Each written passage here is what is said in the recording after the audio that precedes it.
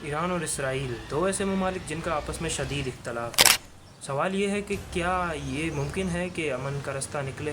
क्या इन दोनों ममालिक के दरमियान कुछ बातचीत हो सकती है, या फिर देखा जाए तो मुस्तकबिल में क्या इनके मामलात कुछ बेहतरी की तरफ आ सकते हैं?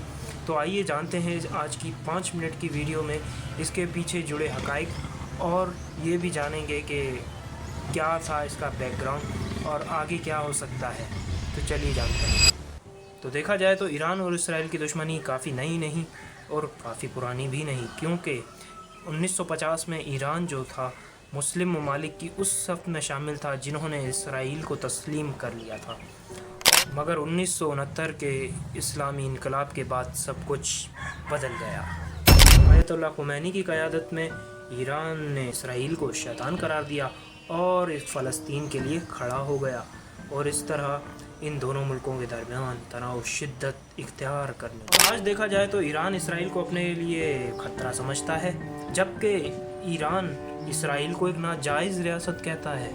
ईरान हिज़्बुल्लाह, हमास और इस तरह के दीगर ग्रोहों को सपोर्ट करता है, जबकि जानता है कि ये सब ग्रोह इसराइल के ख़िलाफ़ है। और दूसरी तरफ इसराइल को देखा जाए तो वो भी ईरान के ऊपर कई हमले कर चुका है, जिस तरह के उसके एटमी हथियारों के और बाकी एटमी प्रोग्राम वगैरह की जगह और उनके साइंसदान मारे हैं। इसी तरह से देखा जाए तो ये दोनों इसी चक्कर में फंसे पड़े हैं अभी तक। 2020 में कुछ अरब ममालिक ने इसराइल को तस्लीम किया तो ईरान ने उन पर भी तनकीद की, और दोनों ममालिक इस वक्त एक शैडो वॉर में, यानी कि एक खुफिया जंग में मसरूफ़ हैं, जिसका हमें सबूत मिलता है साइबर हमले, ड्रोन्स वगैरह, और इसी तरह ये झड़पें इनमें लगी रहती हैं ईरान और इसराइल के दरमियान, जो कि साफ नज़र आता है कि ये इसी खुफिया जंग यानी शैडो वॉर का नतीजा है।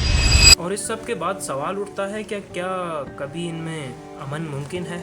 तकनीकी तौर पर देखा जाए तो हाँ, मगर ये बहुत मुश्किल है कि इसके लिए 3 चीज़ें बहुत ही ज़रूरी हैं। देखा जाए तो सबसे पहले ईरान को चाहिए कि अपनी पॉलिसियाँ चेंज कर दे जितनी भी हैं, उसके बाद फ़लस्तीन के लिए आवाज़ उठाना छोड़ दे, और फिर आलमी ताकतों के सामने सर झुका ले, जो कि होने वाला है नहीं। तो देखते हैं क्या होता है।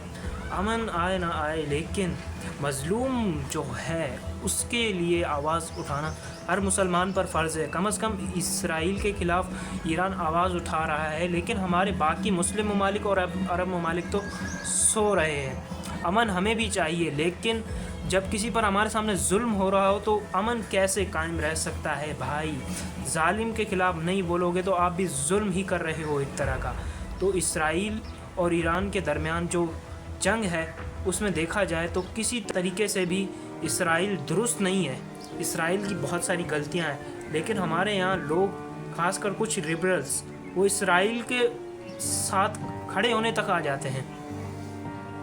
क्या कहा जाए, देखो, इसराइल को ईरान ने कुछ थोड़ा बहुत नुकसान पहुंचाया होगा, लेकिन इसराइल ने फ़लस्तीन को हड़प करने का प्लान तक बना लिया, लेकिन हमारे यहाँ आवाज़ नहीं उठती।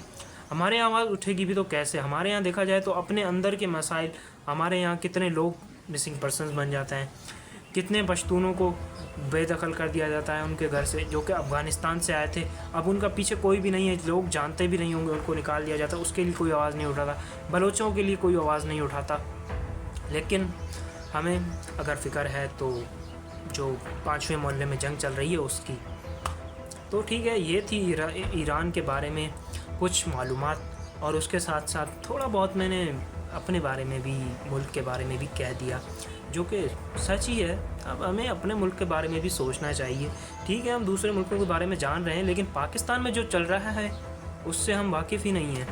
अपने मुल्क में हमारे यहाँ माइनॉरिटी सेफ़ नहीं है, औरतें सेफ़ नहीं है, बच्चे सेफ़ नहीं हैं। अब इसकी मिसालें मैं इस वीडियो में तो दे नहीं सकता, क्योंकि 5 मिनट की वीडियो है, तो इसमें पूरी बात हो नहीं सकती।